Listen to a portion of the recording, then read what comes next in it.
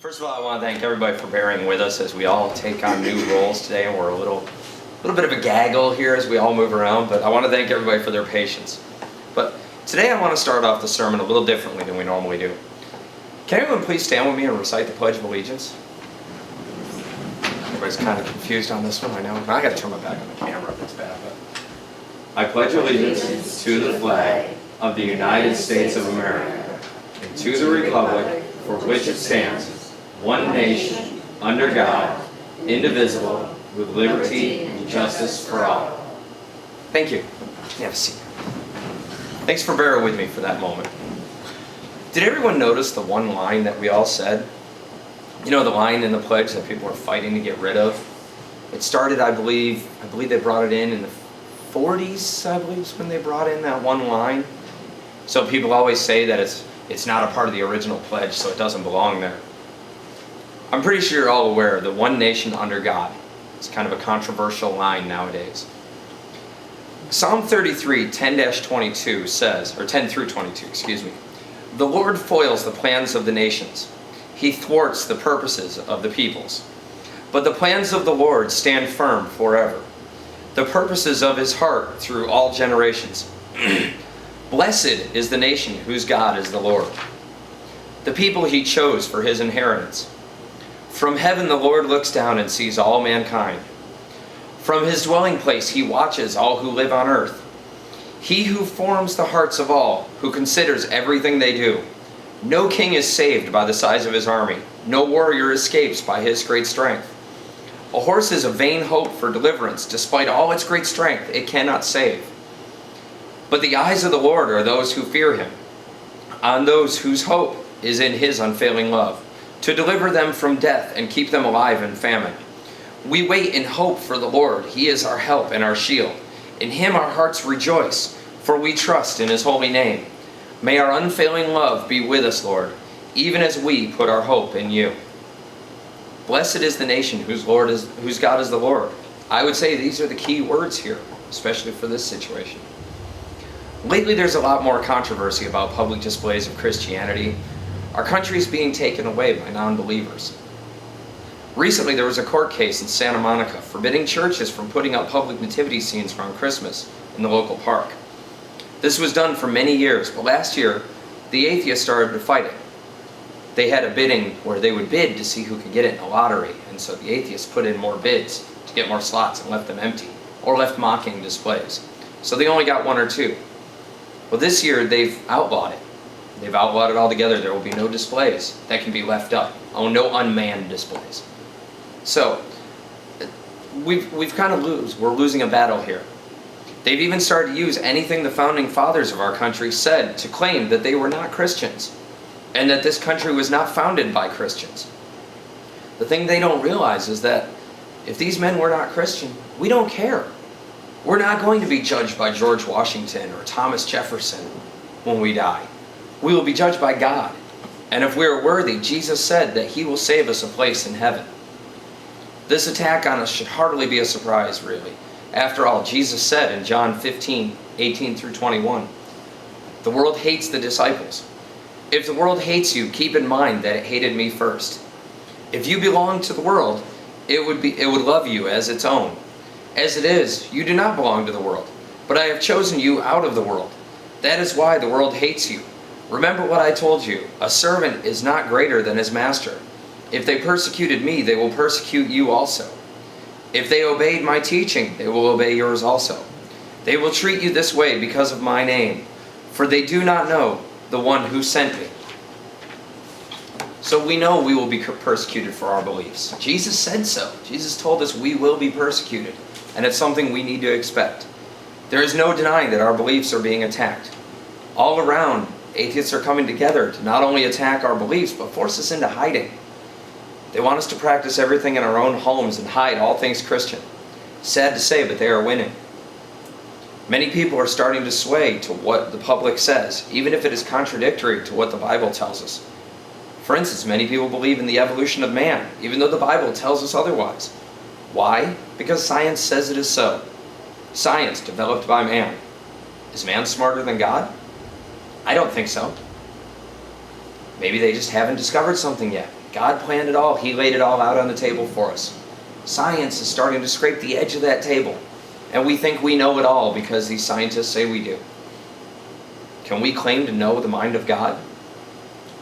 We are way too minute to know the mind of God. But because scientists say it's so, they propose evidence, we believe them. We're weakening our moral decisions. We find it easier to accept things that are sins in the Bible. Adultery is so commonplace that it's hardly frowned upon anymore.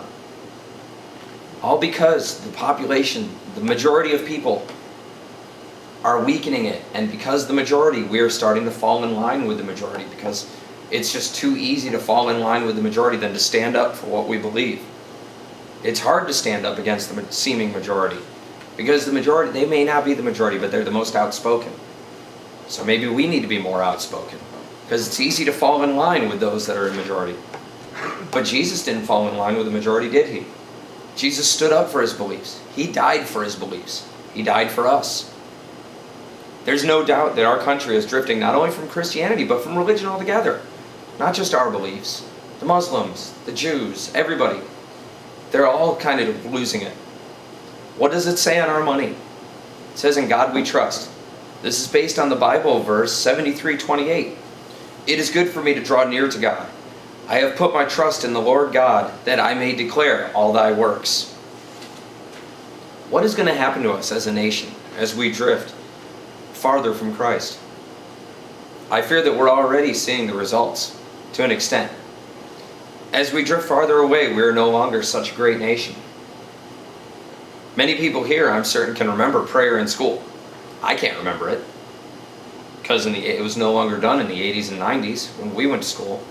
Then we changed it to a moment of silence to be politically correct. But even then, we still had prayer in school.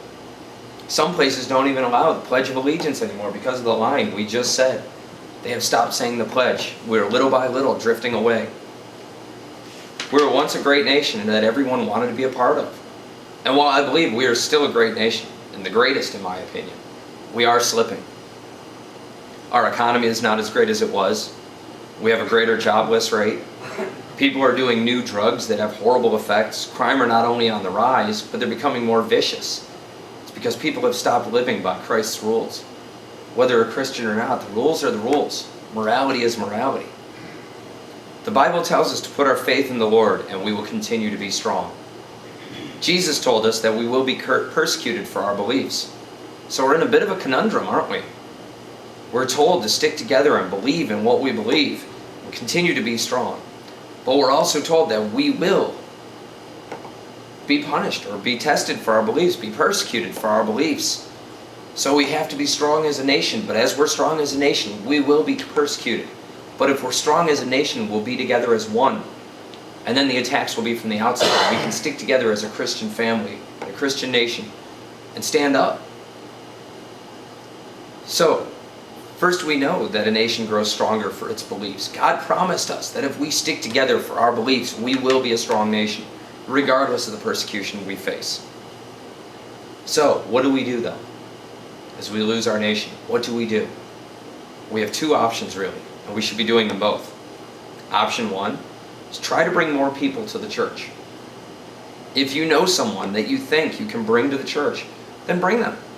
At worst, they might not come back. But at best, they might come regularly. And even better, they might bring someone else with them. And our church and our Christian family will grow larger little by little, one piece at a time. If everyone brought one guest once a year, and that person brought one guest once a year, we'd need a new building pretty soon. We'd expand the back room. We'll just knock that out and move further back and put up a PA system. The next option for us is to pray. Pray for the atheists. Pray for the strength to face opposition when we face it every day. Pray for our nation. Pray for salvation. Pray for that strength to fight. To not fight. We don't fight. We're not angry. We were told to forgive. And we need to forgive. But sometimes that takes strength. It takes a large amount of strength to forgive those who oppose us. That's one of the hardest challenges we face. But we all know that we will receive our reward in heaven for our faith here on earth. So even though we will have conflicts here on earth, this is temporary. This is just a drop in the bucket of what we have ahead of us. We simply get through life, and that's what it is. We get through life, and if we accept the challenges, and we face the challenges and maintain our faith, there's something far greater waiting for us. We will be judged, and the truest test of our faith is face the opposition and maintain our faith. Did the same not happen to Job? His test was far more severe than any of ours is. We need to maintain our resolve. We need to pick each other up when we falter and stay close as a church family. That is our greatest form of strength, is right here in this room. There's no denying that that is our greatest strength. Right here. We come here every Sunday and it reinvigorates us. We do communion. We do communion every week here because it reinvigorates us. It gives us strength to face what waits for us when we walk out those doors. Temptation. People who oppose our beliefs. We all have different talents in here, different things we bring to the table. Every one of us, even though sometimes we feel we don't have anything really we offer, everyone in here offers something. Whether they know it, they don't all come up here. We don't all have to come up here to offer something to this church. Anita does the Children's Corner. She helps with our church. All of us volunteer with the children in the back. Don, I'm pretty sure you did the changing table this weekend. I'm guessing. Was that you? No? Okay, it wasn't you, but you do the mowing of the lawn, you maintain the grounds, you help with everything. Everybody in here does something, and I know I left other people out, but it would take me too long to list what everybody brings to the table. And even when people aren't here, people willingly step up here to keep us strong. And that's what we do. And you know, this morning I was reading my Bible, and I want to share a passage that I discovered. Fortunately, I only have it on my phone because, well, I discovered it this morning. But, let me see. It's going to take me a minute to navigate this because this is new to me. I started discovering that I could do this morning. Something about what we all do. In Romans 12:4, it says, "For as we have a number of parts in one body, but all the parts are not the same use." Just like a body, we all have different parts, but it's not the same use. "So we, though we are a number of persons, are one body in Christ, and are dependent on one another. And having different qualities by reason of the grace given to us, such as the quality of a prophet, let it be made use of in relation to the measure of our faith. Or the position of a deacon of the church, let a man give himself to it. Or he who has the power of teaching, let him make use of it. He who has the power of comforting, let him do so. He who gives, let him give freely. He who has the power of ruling, let him do it with a serious mind. He who has mercy on others, let it be with joy. Let love be without deceits. Be haters of what is evil. Keep your minds fixed on what is good. Be kind to one another with a brother's love, putting others before yourselves in honor. Be not slow in your work, but be quick in spirit as the Lord's servants." And I can keep going and going, but I think that sums it up. Our strength is right here. We each have a different part. We have the hands, we have the feet, we have the head, we have the heart. Everyone in this room gives a certain part to that body. And I think that's what gives us our strength to face opposition and temptation. And we just need to remember when we leave these doors each week. Because those 6 days we're not in here, we all face an awful lot. Opposition, temptation, basic things that make us human. But God has given us a way out, and we just need to remember that.